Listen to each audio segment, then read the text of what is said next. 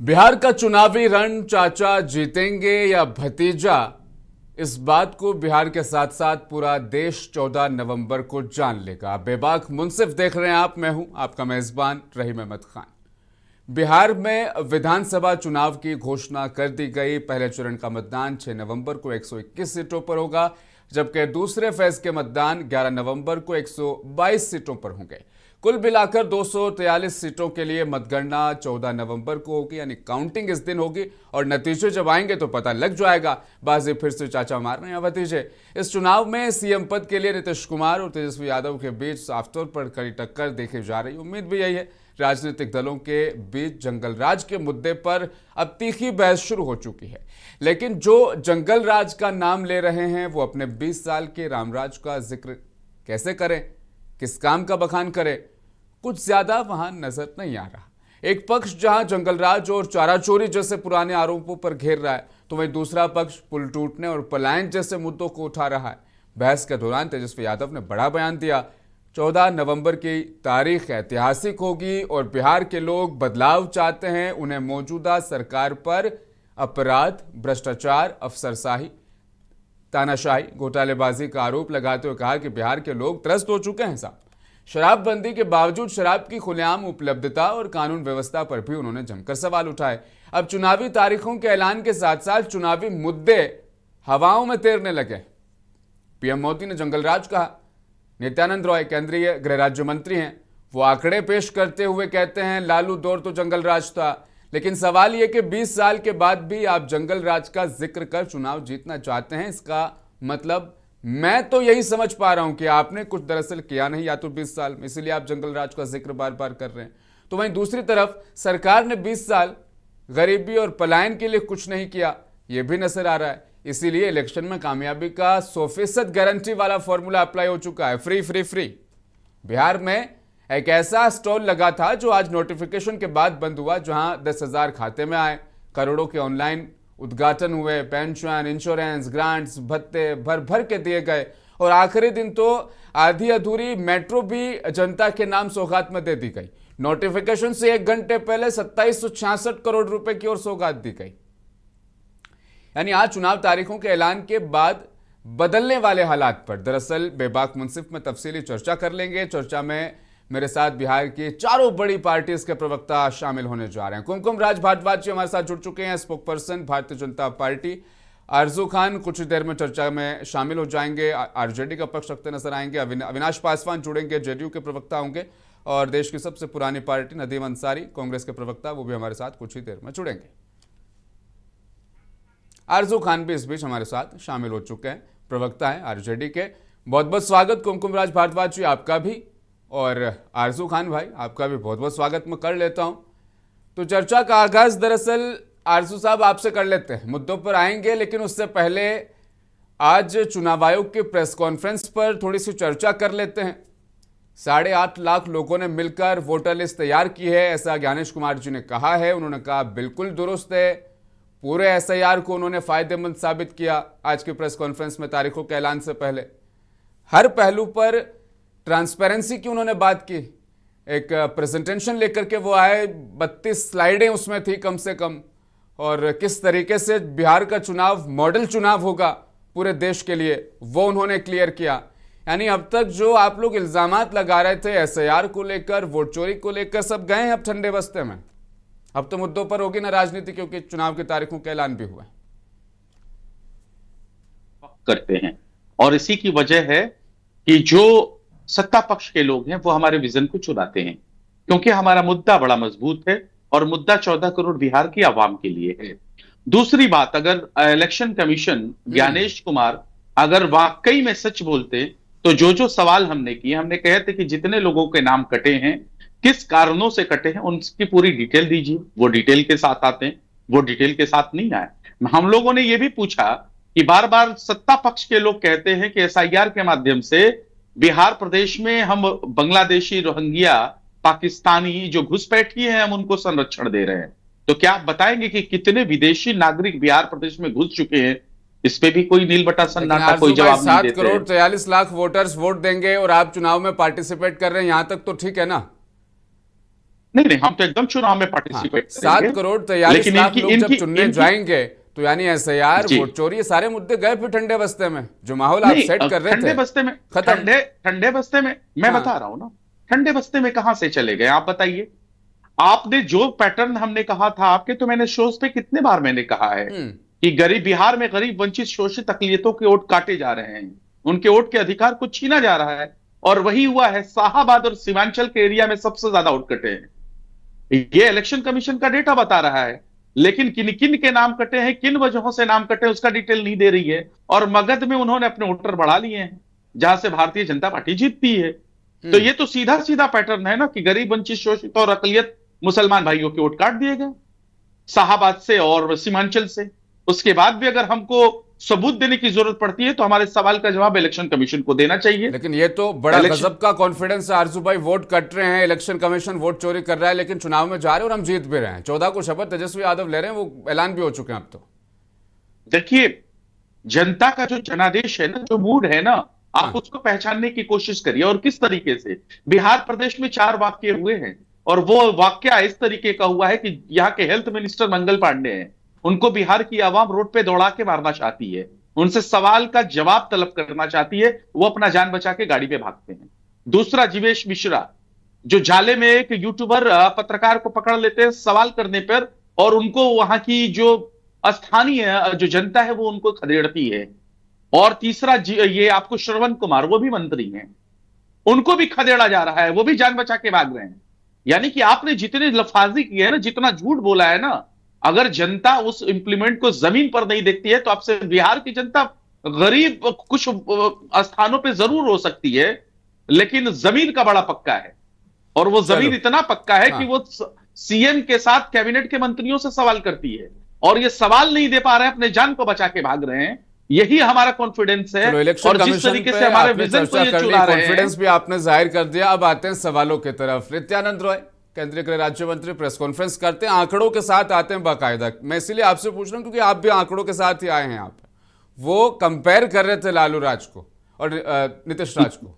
अब बड़ी बात जो उन्होंने कही वो यही था कि जब कोर्ट के वर्डिक्ट हैं जंगल राज, तो हम इसको कैसे खारिज कर दे, झुटला दे। और इस बार एनडीए जंगल राज का वो जो तुरुप का जो कार्ड है वो पहले ही खेल चुकी है। उनको उनको उनको सबसे पहले एनसीआरबी के डेटा पे सफाई देना चाहिए। ये देखिए, होता क्या है ना कि ये नित्यानंद राय हुए, सरकार के कोई भी मंत्री हुए या नेता हुए, वो करते क्या है, अपनी उपलब्धि को नहीं बताते हैं। अगर आप उनसे सवाल करिएगा तो 20 साल पीछे चले जाएंगे, 40 साल पीछे चले जाएंगे, जहां उनका इतिहास नहीं मिलता है। हम कहते हैं आप अतीत में जाओ, तुम्हारा गिरबान पकड़ के हम वर्तमान में लेके आएंगे और आपसे सवाल करेंगे, और सवाल करेंगे भारत सरकार के डेटा को लेके। या तो आप झूठ बोल रहे हो या भारत सरकार का डेटा झूठ बोल रहा है। हर चीजों में अगर पिछड़ेपन में बिहार पहले स्थान पे, तो इसका जिम्मेदार कौन है? बिहार में नीट पेपर लीक होता है, बीपीएससी का पेपर लीक होता है, और इसको, इन माफियाओं को संपोषित निश्चित अगर किया जाता है, इस तरीके से भ्रष्टाचार किया जा रहा है, तो इसके पीछे कौन है? आप ही की सरकार है ना। हम तो पूछते हैं कि बिहार में शराबबंदी है, उसके बाद भी हजारों लाख लीटर शराब जो है, विदेशी शराब बिहार में डिलीवरी होते हैं। यह बिहार सरकार के मंत्री कहते हैं, रोज शाम में लोग पीते हैं। तो इसके पीछे कौन भ्रष्टाचार कर रहा है? इस सवाल का जवाब दे देते। और यह भी देते कि जो 2005 से 2023 तक का सिर्फ डेटा है, अभी लेटेस्ट डेटा आया है एनसीआरबी का डेटा, उसमें बिहार क्राइम में दूसरे नंबर पे है और उत्तर प्रदेश पहले नंबर पे है। तो आप किस चीज का दम भर रहे हैं साहब? आप कौन सा झूठ और परसेप्शन फैला रहे हैं, जब भारत सरकार के एनसीआरबी के डेटे में पहले स्थान पे उत्तर प्रदेश है क्राइम में, और दूसरे में बिहार है। और एनसीआरबी का डेटा ही तो बताता है 2005 से 2023 तक। आरजू भाई, यही तो कह रहे हैं नित्यानंद रॉय कि हमने बड़ी मुश्किल से दूसरे पर हम पहुंचाए हैं, इसको बड़ी मेहनत हमें लगी, लॉ एंड ऑर्डर को मेंटेन करने में आरजेडी आ गई, फिर से पहले नंबर पे हो जाएगा बिहार। तो या तो नित्यानंद राय सच बोल रहे हैं, एनसीआरबी का जो डेटा जो आया हुआ है, पब्लिश हुआ है, वो झूठ बोल रहा है। हमको तो नहीं लगता कि भारत सरकार का कोई उनका आरोप आरजू भाई यही था कि जो रायता आपने फैलाया था उसको समेटने में इतने बरस लग गए हमें, अब फिर से उनके हाथ में सत्ता चली गई तो फिर हो गया बिहार का कल्याण। ये किस काम का रहता है कि कोई अगर होमगार्ड की भर्ती होती है और उसमें महिला जो है परीक्षार्थी जो है जाती है वो एग्जाम देने के लिए, वो वहां पे अपना टेस्ट देने के लिए जाती है, और उस दौरान उसकी तबीयत बिगड़ जाती है, उसको पुलिस वाले लोग बिहार प्रदेश के एम्बुलेंस में लेके आते हैं और 4 लोग उसके साथ दुष्कर्म कर देते हैं, बलात्कार करते हैं। ये कौन सा राज है, थोड़ा सा वो बताएंगे हमको। हम्म। वो इस पे भी थोड़ा सी रोशनी डाल देते और ये भी बताते कि उस एनसीआरबी के डेटा में क्यों ऐसा हुआ है कि 26,000 से 27,000 महिला और बच्चियों के साथ बलात्कार हुआ है। यानी कि आप नहीं झूठ बोल रहे हैं तो एनसीआरबी का डेटा झूठ बोल रहा है। आखिर में ये फिरके कौन ले रहा है, हम तो सीधी बात यही पूछते हैं। वहां 1 लाख अपहरण दिखाए जा रहे हैं एनसीआरबी के डेटा में बिहार प्रदेश में 2005 से 2023 तक। तो ये 1 लाख लोगों के अपहरण कैसे हुए भाई? ये झूठ कौन बोल रहा है, रायता कौन फैला रहा है? हम जानते हैं कि भारतीय जनता पार्टी कॉन्फिडेंस के साथ झूठ बोलती है और उनसे बड़ा इस विश्व में कोई झूठबाजी और जुमलेबाजी का कोई सौदागर नहीं हो सकता है। इनकी जो देखिएगा ना बॉडी लैंग्वेज और कॉन्फिडेंस, बड़ी कॉन्फिडेंस के साथ झूठ बोलते हैं देश के आदरणीय प्रधानमंत्री जी। जाहिर सी बात है नित्यानंद राय तो उसी पाठशाला से आते हैं, उन्हीं से सीखते होंगे। सिर्फ झूठ बोलते हैं, तो सवाल करना चाहते हैं ना, सवाल का जवाब दीजिए। ठीक है, सवाल आपके बहुत हुए हैं। कुमकुम राज भारद्वाज जी भी मेरे साथ जुड़ी हैं, बीजेपी के प्रवक्ता। कुमकुम जी आपका भी स्वागत। लेकिन कुमकुम जी, मामला दरअसल ये है कि सुशासन के 20 साल है, इस बात का दम आप भरते भी जाहिर तौर पर, और सुशासन के 20 साल का दम भरने के बाद आपको जंगल राज का जिक्र करके चुनावी मैदान में उतरना पड़ता है, लोगों के बीच जाना पड़ता है। अब समझ में नहीं आ रहा है कि वाकई में ये 20 साल सुशासन के थे या जो आपने जो फैलाया उसको ढकने के लिए अब जंगल राज की तरफ फिर से कूद पड़े, चल पड़े। तो हॉल आपने अपनी चर्चा में ही कहा कि जंगल राज जो ये शब्दावली है, हाँ। ये भाजपा के द्वारा नहीं, ये हाईकोर्ट के द्वारा मनोनीत। गलत, हाईकोर्ट के द्वारा नहीं है, सीबीआई कोर्ट के द्वारा है, हाई कोर्ट के द्वारा नहीं है, गलत। मुझे इस झूठ पे आपत्ति है और आप निकाल के सच को सच और झूठ को झूठ साबित कर दीजिए। सीबीआई कोर्ट ने कहा, हाई कोर्ट ने नहीं कहा। तो पहले ये चीज को आप करेक्ट कर दीजिए। जरा सुनिए, आपने बहुत बोला, देश की जनता ने आपको नकार दिया है, तो बोलना कम सुनना ज्यादा शुरू कीजिए। बोलने में इंसान सुनने की क्षमता जो है ना वो खत्म हो जाती है उसकी। और जिस तरह से आपके नेता, ठीक है कुमकुम जी, आते हैं टॉपिक पर आते हैं। मैंने कहा कि इन्होंने बोला कि हम देश की जो जनता है, बिहार की जनता खास करके, इन्होंने 3 हमारे माननीय नेताओं का नाम लिया कि उसको जनता भगा रही है। देश की जनता ने इनकी खटिया खड़ी कर दी लोकसभा। क्या मैंने झूठ बोला है? क्या कुमकुम जी मैंने झूठ बोला है? क्या वो तस्वीरें झूठी हैं जो देश के तमाम वीडियो फुटेज चले आरजू भाई, एक बार ना पहले कुमकुम जी को सुन लेते हैं, फिर कर लेंगे क्रॉस एग्जामिन पूरी। ठीक है, शैली आपकी शैली वैसे ही है जैसे आपकी पार्टी की शैली है। ज्ञान होता कम है, बघाड़ते ज्यादा है। आपके पास कितना ज्ञान है, थोड़ा सा बताइएगा। नहीं, थोड़ा सा बताइएगा जरा, आप सोचने की क्षमता रखिए। सम्राट चौधरी का भी ज्ञान बता दीजिए ना, हाई स्कूल पास है या फेल है?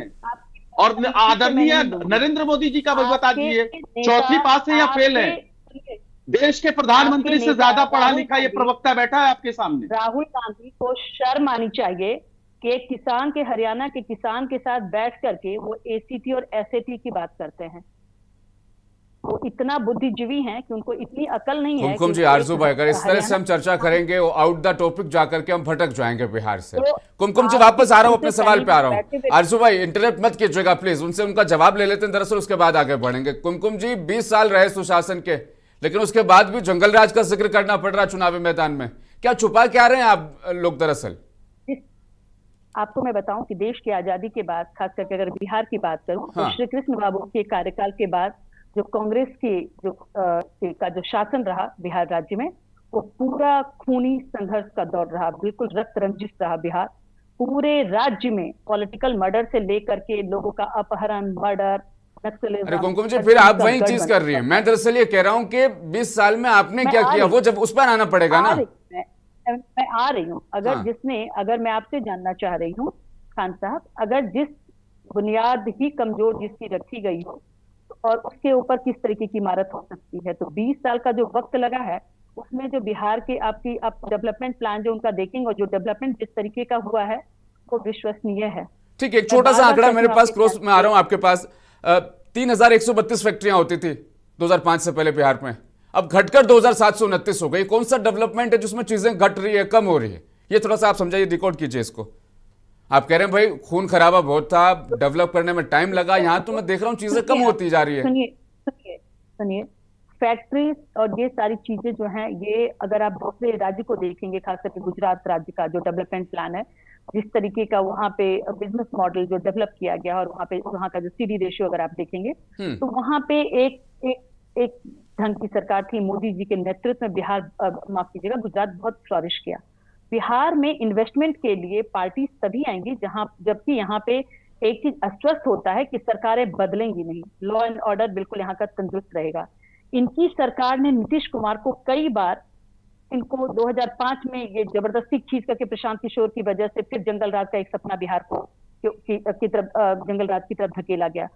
दूसरी बात कि इनके जो नेता रहे, तेजस्वी से लेकर के मैं बात करूंगी, कांग्रेस के जितने भी नेता रहे, वो नीतीश की तरफ लालायित, और कहते हैं ना, लाल टपकने वाली निगाह से देखते रहे, और बार बार उनकी तरफ कई बार उनका थोड़ा सा उधर जाना हुआ, लेकिन वो संभले, और संभल करके उनको लगा कि नहीं, बिहार के डेवलपमेंट के लिए अगर कोई पार्टी कर सकती है तो हमारा जेडीयू का एनडीए के गठबंधन में ही रहना, भाजपा के साथ एनडीए के तौर पर ही काम करना हमारे लिए बेहतर होगा, और बिहार वासियों के लिए भी बढ़िया होगा। नहीं तो ये सारी उनकी जो की हुई चीजें हैं वो डिरेल हो जाएंगी। तो इस तरीके की जब सिचुएशन रहता है, तो कोई भी जो इन्वेस्टर्स है वो किसी राज्य में आने से थोड़ा डरता है, थोड़ा सहमता है। इनफैक्ट मैं कहूंगी जो माइग्रेंट्स हैं, जो जिनका एग्जीक्यूटिव मैं क्लास अभी भी समझ नहीं पा रहा हूँ। आप कह रहे हैं कि जंगल राज था, यानी जंगल राज में तो 3132 फैक्ट्रियां थी, फिर सुशासन की सरकार आई, सब चीजें अंडर कंट्रोल हो गई, फिर फैक्ट्रियां कम हो गई। इन्वेस्टर्स जो थे जंगल राज में तो इन्वेस्ट करते थे, लेकिन अच्छा राज आया तो इन्वेस्टर भाग गए कि साहब अब तो अच्छा मतलब राज आ चुका है, अब तो मर्डर होते ही नहीं बिहार में, अब बिहार से चलते हैं, ऐसी जगह फैक्ट्री लगाएंगे जहां पर जंगल राज हो, है ना? किस राज्य का डेटा आप, किस जगह का आप डेटा दे रहे हो, किस ईयर का डेटा आप दे रहे हैं कि उस समय पे जंगल राज में इतनी फैक्ट्रियां थी और उसके बाद से वो फैक्ट्रियां बंद हो गई? अगर वो स्टिक फैक्ट्री थी तो उसको फिर से, अगर मैं एचएफसी की बात करूं, एचएफसी को फिर से रिवाइव किया गया। बहुत सारी ऐसी फैक्ट्रीज थी जो कुछ को रिवाइवल किया जा सकता था, उनको किया गया। जिनका रिवाइवल की गुंजाइश नहीं थी, उनका रिवाइवल नहीं हो सका। बिहार का जो फंड था, वो जंगल राज की वजह से, जो हमारा फंड था, वो फ्राइट इक्वलाइजेशन पॉलिसी जो नेहरू की पॉलिसी थी, उसकी वजह से हमारा अपना जो खुद का जो फंड जनरेशन था, उसमें भी सेंध मारी हुई। कांग्रेस की जब तक सरकार रही सेंटर में, तब तक उसने हमारे राज्य को, बिहार राज्य को फंड नहीं दिया। जब ये 2000, अगर आप 15 फाइनेंस कमीशन, अगर आप 14 फाइनेंस कमीशन देखेंगे, तो उस समय पे देखिए कि वो किस तरीके का रेवेन्यू बिहार के पास आता। और 15 फाइनेंस कमीशन में पॉपुलेशन को कंसिडरेशन में लिया गया, क्योंकि बिहार का पॉपुलेशन बहुत ज्यादा था, और उसकी वजह से बिहार को अच्छा खासा फंड मिला। जो मोदी जी की सरकार, जो सेंटर में जब मोदी जी की सरकार आई, तो उसने बिहार को फंड दिया। तो बिहार में रोड का काम अगर देखा जाए, उसमें खालिद अमीन साहब, बिहार को इतने फंड दे दिए हैं, इतनी सौगातें दे दी हैं, आप तो चुनाव भी नहीं लड़ पाएंगे अब बिहार में। लग तो ऐसा ही रहा है कुमकुम जी की बातों से। भाई, बिहार को सिर्फ फंड मिल रहा है, और इतना फंड मिल रहा है कि मोदी जी कहते हैं कि हम अगली बार आएंगे तो यहाँ की चीनी मिल खुलवा देंगे जो बंद कर दिया है इनकी सरकार ने, और उसके चीनी से हम चाय पिएंगे। लेकिन उसके बाद 2 बार 3 बार आके चले गए, चाय उनको नसीब नहीं हुई, बिना चाय के बेचारे लौट रहे हैं। तो फंड, देखिए, बोलने के लिए तो कुछ भी बोला जा सकता है, लेकिन डेटा को कभी भी झुठलाया नहीं जा सकता। इन्होंने इंडस्ट्रीज को बर्बाद कर दिया, क्योंकि पहले जो सरकार चलती थी वो कार्यकर्ताओं और लोगों और जनता को जोड़ के चलती थी।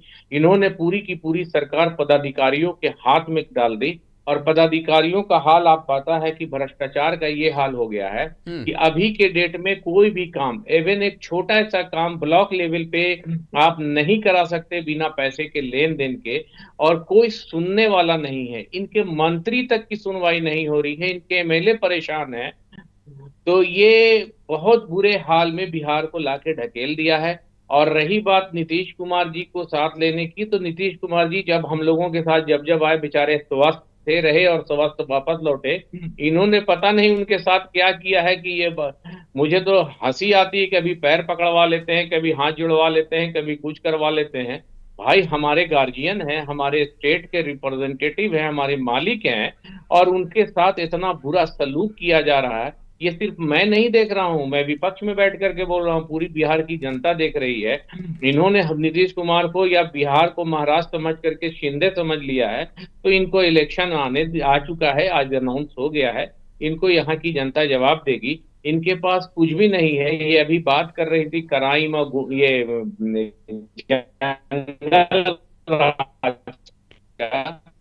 भाई, महाजंगल राज, गुंडा राज ने अपना डाटा है कि क्राइम रेट इनका बहुत ज्यादा हाई हो गया, इनके पास मतलब कि कुछ भी नहीं है। कितना, रोज आज के 2005 से डेट भी में ज्यादा हाई पब्लिक हो घर गया? से निकलती, हाँ हाँ है ही है, घर से निकलती है, लौटने की गुंजाइश नहीं है। इनके तो मतलब जो हाई सिक्योर जोन है। अच्छा एक बात और बता दे, हम्म। 2005 के सर्विलांस सिस्टम में और आज के सर्विलांस सिस्टम में टेक्नोलॉजी में और पुलिसिंग में बहुत फर्क है।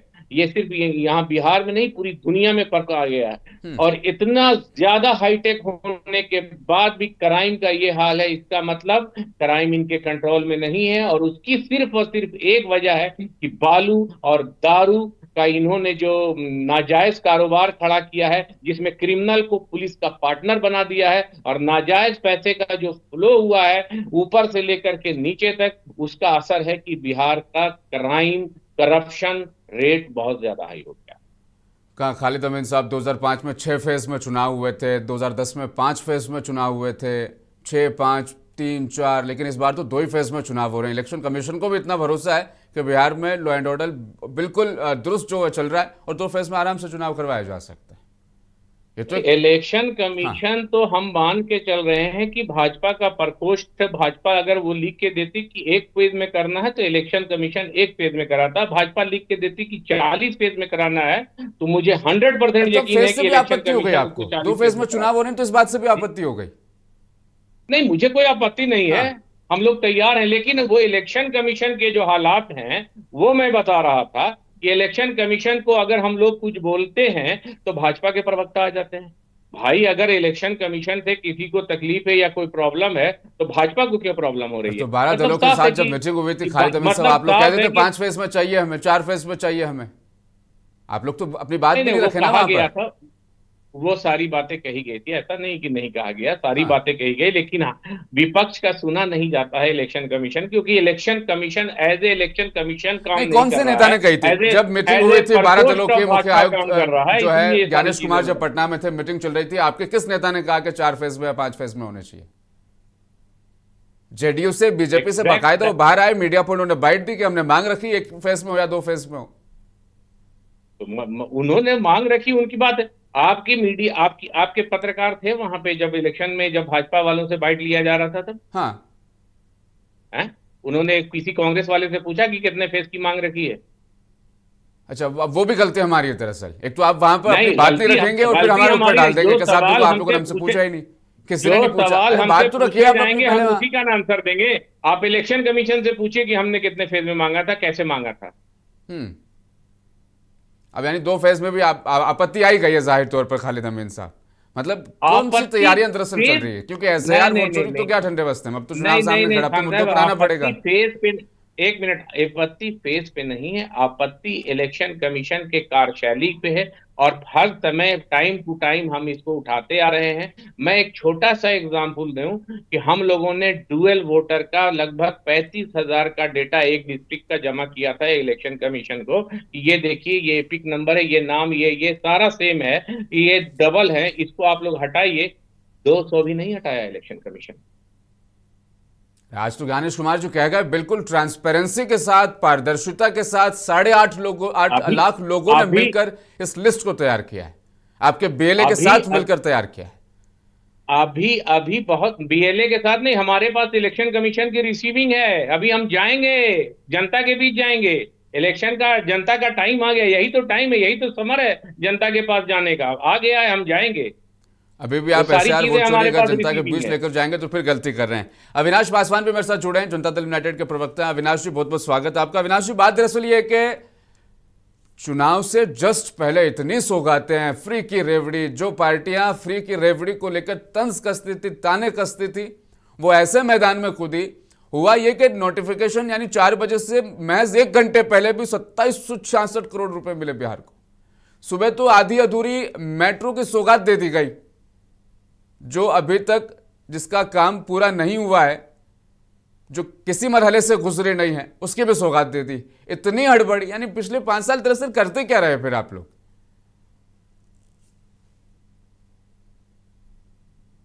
अविनाश जी, आवाज आ रही है? अनम्यूट कीजिएगा, आपकी आवाज नहीं आ रही मुझे दरअसल।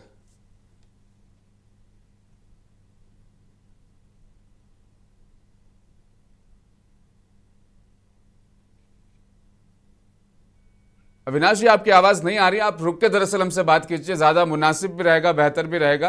तो कुमकुम राज्य आपके पास आऊंगा मैं इसी सवाल को लेकर।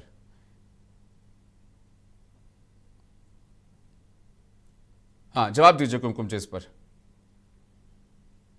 में नहीं दिया गया है। मैंने आपको ये बताना चाहूंगी कि 56,000 करोड़ का जो बिजनेस है वो हमारी महिलाएं कर रही हैं बिहार की, तो बिहार की बात कर रही हूँ। 35% का जो महिलाओं को आरक्षण दिया गया वो बिहार की महिलाओं को, लड़कियों को दिया गया है।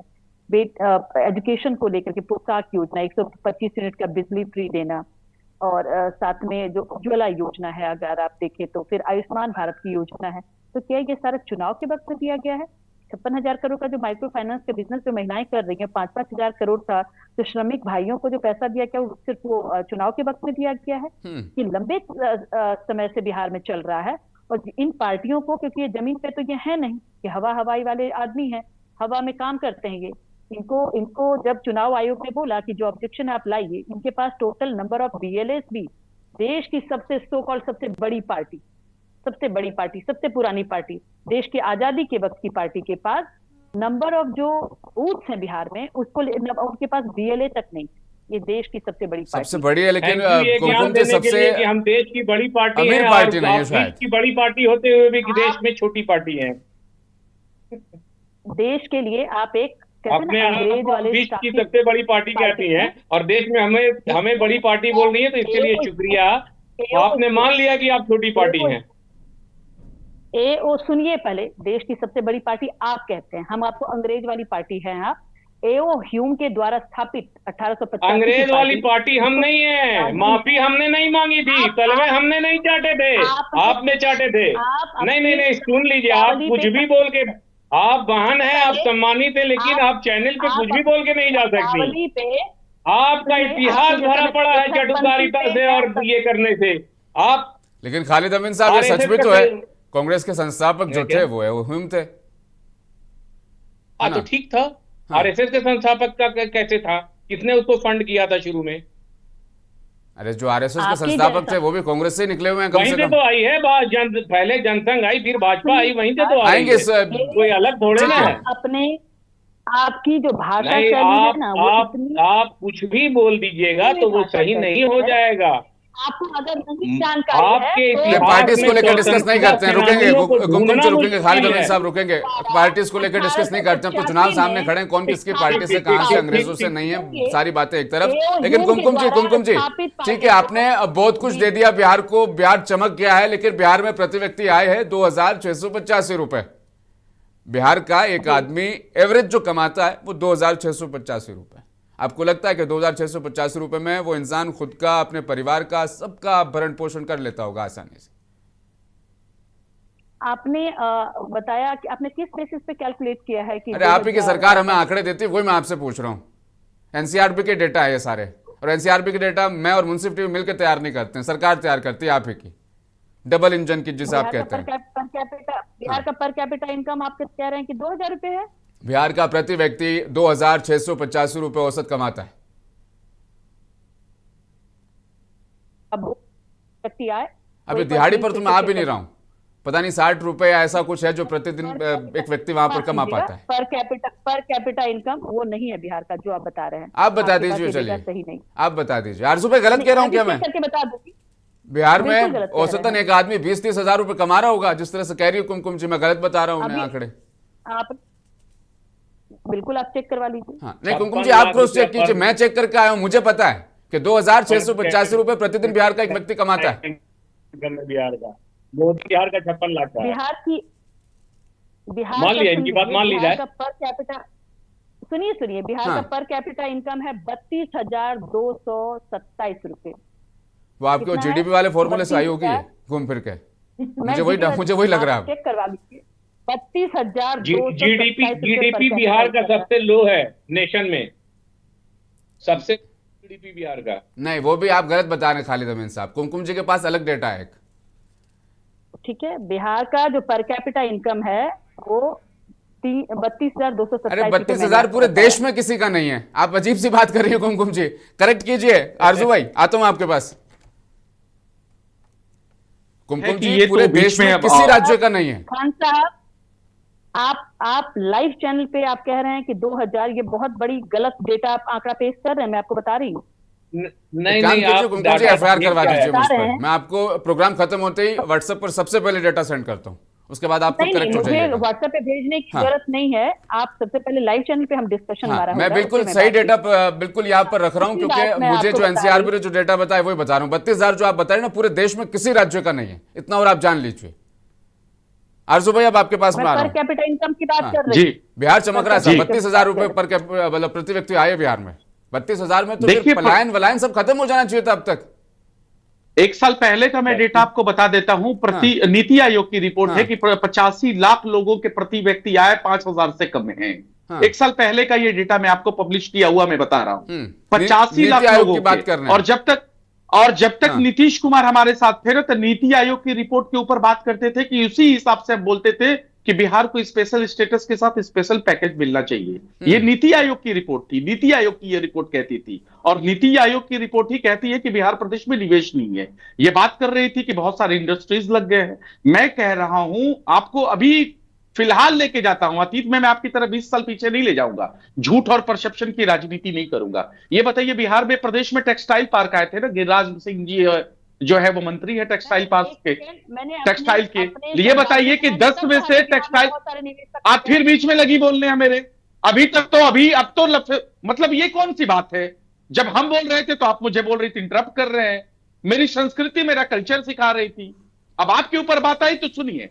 अच्छा श्रोता अगर बनिएगा तो अच्छा प्रवक्ता भी बन जाइएगा।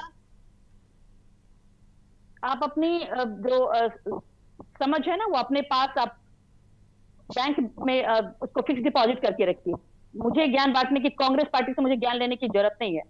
मुझे तौबा करती हूं मैं कांग्रेस पार्टी से।